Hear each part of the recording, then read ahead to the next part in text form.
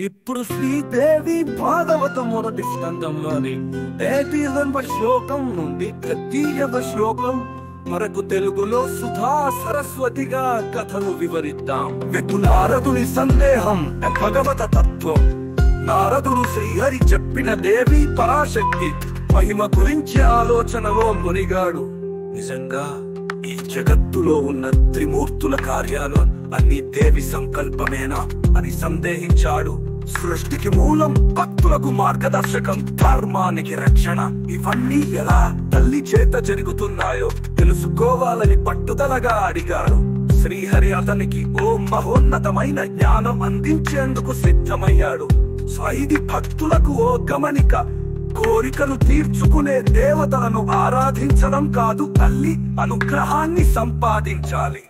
ఆది సృష్టి దేవి లీలా. శ్రీహరి సకల దేవతలు భక్తులు సృష్టి మూలాలను వివరిస్తూ తల్లి మహిమను ప్రకటించాడు. బ్రహ్మ తల్లి అనుమతి లేకుండా సృష్టి చేయలేరు.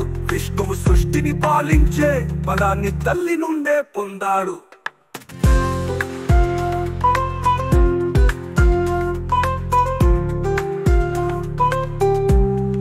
శివుడు భక్తులకు ఆది ముహూర్తం చూపించగలడు, కానీ తల్లి ఆదేశం లేక అతని లాయం అసాధ్యం.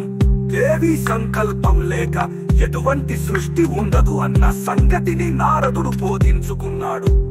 ఈ భాగం తల్లి లీలల విశ్వరూపాన్ని చూపిస్తుంది. ఆమె కేవలం ఒక రూపం కాదు, జగత్తును నడిపించే తత్వం. భయపడిన దేవతలు తల్లి అనుగ్రహం. దేవతలు శక్తిని కోల్పోయి అసురులతో పోరాడలేక తల్లి సాయాన్ని కోరారు. దేవతలకు తల్లి సంతాపాన్ని, ధైర్యాన్ని అందించడానికి స్వయం రూపంలో ప్రత్యక్షమైంది.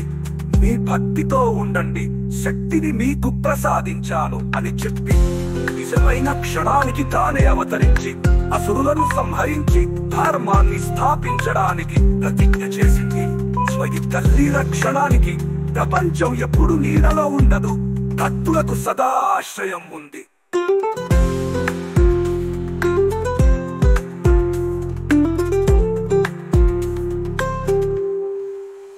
తల్లి తేజోమయ స్వరూపం.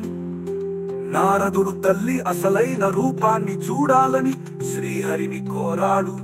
శ్రీహరి హాస్యం చేస్తూ నీవు చూడగలవా అని ప్రశ్నించాడు. అయినా నారదుడు పట్టుదలగా ఒకసారి చూడనివ్వు అని అభ్యర్థించాడు.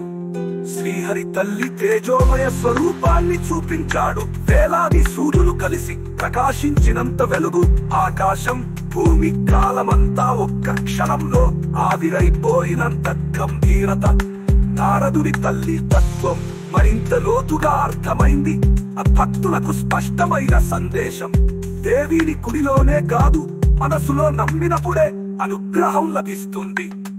భక్తి మార్గం నారదుని ప్రతిజ్ఞ. తల్లి మహిమను ప్రత్యక్షంగా చూసిన నారదుడు శాశ్వత భక్తిగా మారాడు. ఆమె మహిమను లోకానికంతా తెలియజేయాలని నిశ్చయించుకున్నాడు. భక్తులకు మార్గదర్శకంగా దేవి అనుగ్రహాన్ని, ఆమె శ్రీతత్వాన్ని అందించాలి అని ప్రతిజ్ఞ చేశాడు. శ్రీహరి సంతోషించి నీ భక్తి ఎప్పటికీ అనుగ్రహంగా ఉంటుంది అని ఆశీర్వదించాడు. అక్కడి నుంచి నారదుడు భక్తులకు తల్లి మహిమను ప్రచారం చేయడానికి ప్రయాణమయ్యాడు. ఇది భక్తులతో భరోసా. నిజమైన భక్తి మాత్రమే మోక్షాన్ని ప్రసాదిస్తుంది. ఇలా 32వ శ్లోకం.